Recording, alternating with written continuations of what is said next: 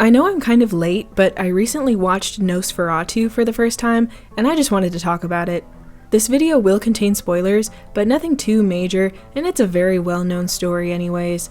This was the first Eggers film that I have seen. I was aware of his reputation as a director, and I have heard that his films are very good, but I was still very impressed with this one. I was also pretty familiar with the story of Nosferatu, but I was drawn to this adaptation in particular because of its cast, which I'll get into in a minute. First of all, I absolutely loved the visuals in this film. The color grading was so fantastic. I really liked the color scheme of this movie. Parts of it felt very The Good, the Bad, and the Queen-esque, if that makes sense. I don't think it does, actually. The music and the sound design were also really good and used effectively, in my opinion. Honestly, from a visual perspective, I think this movie is pretty much perfect. I just had a great time looking at everything. So let's get into the cast. Apparently, this film was originally supposed to star Anya Taylor-Joy and Harry Styles, and I'm so glad that didn't happen.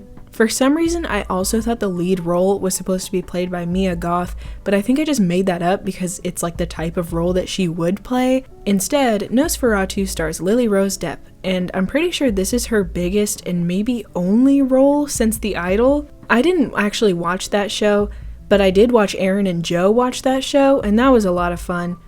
Is she okay? Someone give her food. Give her some fruit snacks. I walked away from that thinking, okay, The Idol is pretty bad, but I actually think Lily Rose Depp is a pretty good actress.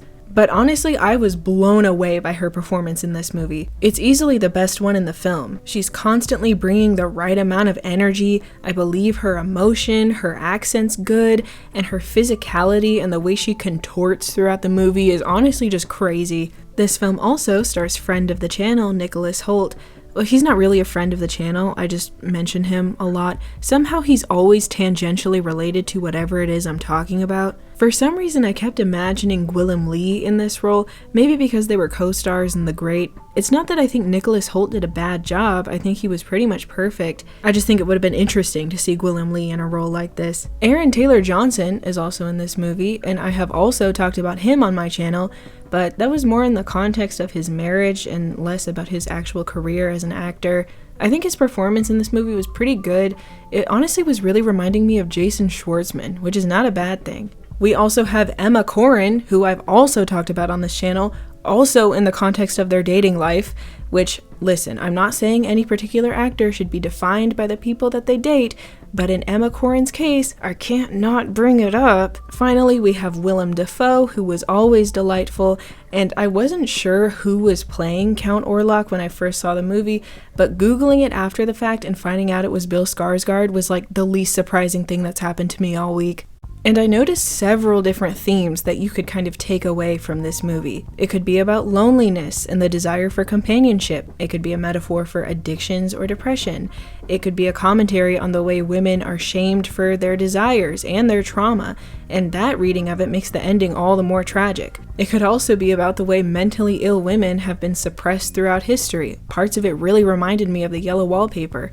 And it could also be about the way women are seen as extensions or property of their husbands. Take, for example, Anna thinking that Ellen's behavior is caused by her needing Thomas to come back.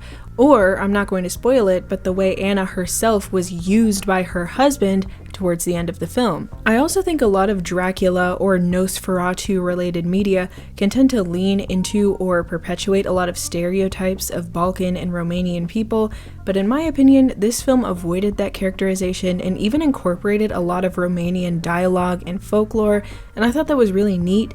In a way, the film plays with themes of xenophobia and colonization through the perspective of these German characters, and that could be another theme of the film. All in all, I think the writing was very clever and so many different aspects of the film are up for interpretation. I would definitely recommend it to anyone who's a fan of more gothic stories and aesthetics. I'm not even really a horror fan, and I really enjoyed this movie. I rate Nosferatu an 8 out of 10. Thank you so much for watching this video. If you liked it, be sure to give it a thumbs up, and if you liked me, be sure to subscribe to my channel. If you want, you can even turn notifications on so you'll be the first to know the next time I'm watching a hot new movie 3 months after its release. Please be sure to check the description for a variety of important resources for a variety of social causes, and let me know down in the comments if there's anything I'm missing or should add. Also, let me know if I should get a Letterboxd account, because I was kind of thinking about it. Anyways, that's going to be all from me. I've got to go to Romania to see about this Count fellow. Bye!